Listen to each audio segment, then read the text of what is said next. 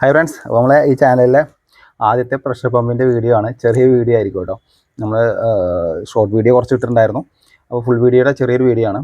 അപ്പോൾ ഈ കാണുന്ന ഒരു മിനി ചെറിയ പ്രഷർ പമ്പാണ്. ഒരൊറ്റ ബാത്റൂമിലുള്ള പ്രഷർ പമ്പാണ്. ഇതിൻ്റെ ബാക്കിലാണ് ബാത്റൂം വരുന്നത്.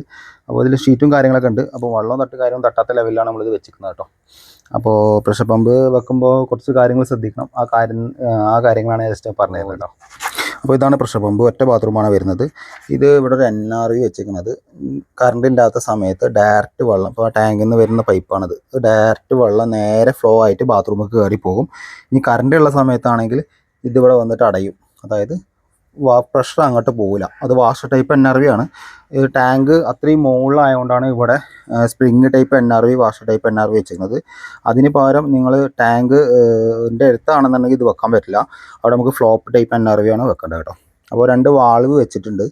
ഇവിടെ 2 വാൾവ് വെച്ചിരിക്കുന്നത്. ഇത് കംപ്ലയിൻറ്റ് വന്നാൽ അടച്ചിട്ടിട്ട് അവർക്ക് ബൈപ്പാസ് ചെയ്തിട്ട് ഇത് ഊരിക്കൊണ്ടായി, പ്രഷർ പമ്പ് എന്തെങ്കിലും കംപ്ലയിൻറ്റ് വരുമ്പോൾ ഊരിക്കൊണ്ടുപോകാൻ വേണ്ടിയിട്ടാണ് അങ്ങനെ ചെയ്തിരിക്കുന്നത് കേട്ടോ. ഇതാണ് അതിൻ്റെ ഇത് പ്രഷർ സ്വിച്ച് വരുന്നത്. അപ്പോൾ ഇതിലേക്കൊരു ഫ്ലോട്ട് ഇട്ടിട്ടുണ്ട്. ഫ്ലോട്ടിനെ പറ്റി ഞാൻ വീഡിയോ ചെയ്തിട്ടുണ്ടായിരുന്നു. ടാങ്കിലെ വെള്ളം കൈയാണെങ്കിലും പ്രഷർ പമ്പ് ഓടാൻ പാടില്ല. അപ്പോൾ അത് നേരെ നമ്മൾ അടിച്ചുകൊണ്ടിട്ട് നേരെ കൊണ്ടുപോയിട്ട് ആ ടാങ്കിൻ്റെ അവിടെ കൊണ്ടുപോയിട്ടുണ്ട്.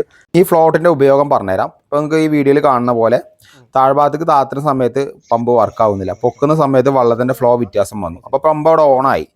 അപ്പോൾ ഇതിൻ്റെ ഒരു ഉപയോഗം എന്താണെന്ന് വെച്ച് കഴിഞ്ഞാൽ, ഇപ്പോൾ ടാങ്കിലെ വെള്ളം കഴിഞ്ഞു, അപ്പോൾ ഈ പ്രഷർ പമ്പ് എയർ കുടുങ്ങിയിട്ട് ഓടുകയാണെന്നുണ്ടെങ്കിൽ ഈ പറഞ്ഞ പോലെ പമ്പ് ഓഫ് ആവില്ല. അവിടെ എന്താ സംഭവിക്കുക, കസ്റ്റമർ ചിലപ്പോൾ അറിഞ്ഞു എന്ന് വരില്ല. അപ്പോൾ പമ്പ് വേഗം കത്തിപ്പോകും.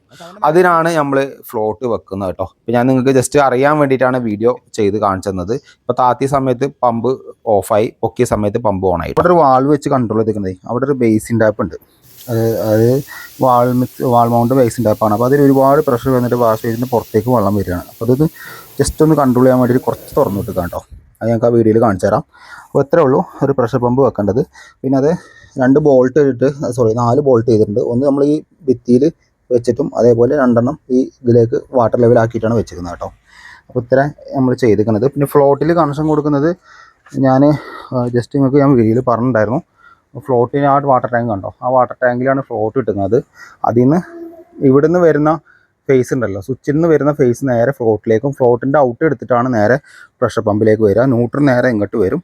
ഫസ്റ്റായിട്ട് നമ്മൾ ഇങ്ങനത്തെ പ്രഷർ പമ്പ് വെക്കുമ്പോൾ എർത്തിങ് ചെയ്യണം. എർത്തിങ് നമ്മളിവിടെ കൊടുത്തിട്ടുണ്ട്. ഈ കാണുന്ന ഭാഗത്താണ് എർത്ത് കൊടുത്തത് കണ്ടോ. ഇവിടെ എർത്ത് നമ്മൾ കൊടുത്തിട്ടുണ്ട്. എർത്ത് നിങ്ങൾ കൊടുത്തില്ല എന്നുണ്ടെങ്കിൽ നമ്മൾ ഏതെങ്കിലും കാരണവശാൽ ഈ പ്രഷർ സ്വിച്ചൊക്കെ അഡ്ജസ്റ്റ് ചെയ്യാൻ വരുമ്പോൾ ചിലപ്പോൾ നമ്മൾ ഒറ്റയ്ക്ക് കയറും ചില സമയത്ത് വരും. അപ്പോൾ നമുക്ക് ഷോക്ക് അടിക്കാനൊക്കെ ചാൻസ് ഉണ്ട്. എപ്പോഴും ഒരു ലീക്കേജോ കാര്യങ്ങളൊക്കെ വരികയാണെങ്കിൽ പ്രഷർ പമ്പിൽ നമ്മളെപ്പോഴും ഏത് മോട്ടറാണെങ്കിലും എർത്ത് എല്ലാ സ്ഥലങ്ങളിലും കൊടുക്കാൻ ശ്രദ്ധിക്കുക. ആരും കൊടുക്കാറില്ല. അപ്പോൾ നിർബന്ധമായിട്ടും എർത്ത് കൊടുക്കണം. അപ്പോൾ ഇവിടെ നമ്മൾ ഏകദേശം ഒരു 3 ബാർ വരെ നമ്മൾ പ്രഷർ സെറ്റ് ചെയ്തിട്ടാണ് വെച്ചേക്കുന്നത് കേട്ടോ. അത് പുതിയ പ്ലംബിംഗ് ആണ്. CPC പൈപ്പൊക്കെ ഇട്ടിട്ടാണ് ചെയ്തിരിക്കുന്നത്. അപ്പോൾ 3 ബാർ വരെ നമ്മൾ സെറ്റ് ചെയ്ത് കൊടുത്തിട്ടുണ്ട് കേട്ടോ.